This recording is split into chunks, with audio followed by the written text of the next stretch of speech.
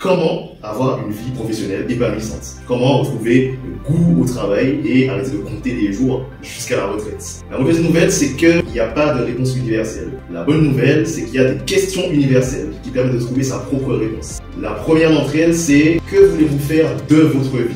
À ne pas confondre avec que voulez-vous faire dans votre vie. Quel est le but que vous voulez atteindre avec votre vie? Alors pourquoi c'est important?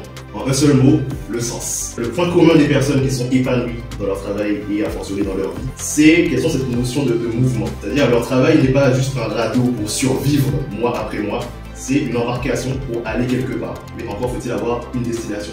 Le problème de notre société actuelle, c'est qu'on a cette croyance commune que la seule destination viable du travail, c'est la retraite. Je serai enfin heureux quand je serai à la retraite. C'est une illusion. C'est une fausse destination. Parce qu'en réalité, à la retraite, on va juste changer d'embarcation. Pour une nouvelle embarcation, on aura beaucoup plus de temps libre. La question se posera de nouveau. Où vais-je aller avec cette embarcation vu que je n'ai toujours pas de destination? C'est une des raisons pour lesquelles il y a des personnes qui dépérissent violemment peu de temps après la retraite. Parce qu'il y a une désillusion très violente. Ces personnes-là ont trimé toute leur vie en se disant « Vivant la retraite, je serai enfin heureux, je serai enfin satisfait à ce moment-là. » Et elles y arrivent, elles ressentent toujours ce manque de quelque chose. Et au lieu de vivre enfin comme elles pensaient le faire, elles vont juste passer le temps à attendre la mort. Plus tôt vous trouvez un objectif, un but dans votre vie, plus ça vous évite de juste dériver au gré des événements et de vivre dans cette sensation de flou, de subir le quotidien sans savoir vraiment où ça nous amène et d'avoir cette anxiété de l'avenir parce qu'on ne sait pas où on va. Et deuxième question universelle qui permet d'avoir cet objectif de vie, qui suis-je?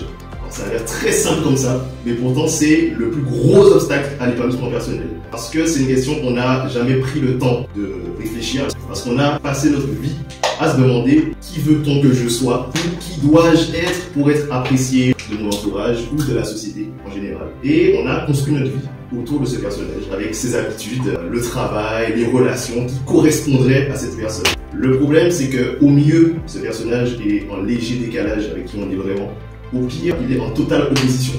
La principale raison même pour laquelle il y a des personnes qui se disent ma vie n'est pas parfaite, mais elle est très bien, je devrais être un minimum heureux. Alors pourquoi je me sens aussi mal? Pourquoi j'ai l'impression de devoir forcer dans mon travail, dans mes relations tous les jours? C'est simplement qu'on a tendance à vivre la vie d'une autre personne qui n'existe même pas en plus. Alors vous me direz, bon ok, il y a juste à faire une petite introspection, savoir qui on est. Oui, mais le problème, c'est que vu que depuis notre enfance, on incarne ce personnage, il y a des années d'habitudes, de croyances, de refoulement de nos émotions, de notre ressenti pour coller à ce personnage. Une fois adulte, découvrir qui on est, c'est aussi compliqué que de partir tout nu dans la jungle à la recherche d'un trésor dont on ignore la nature.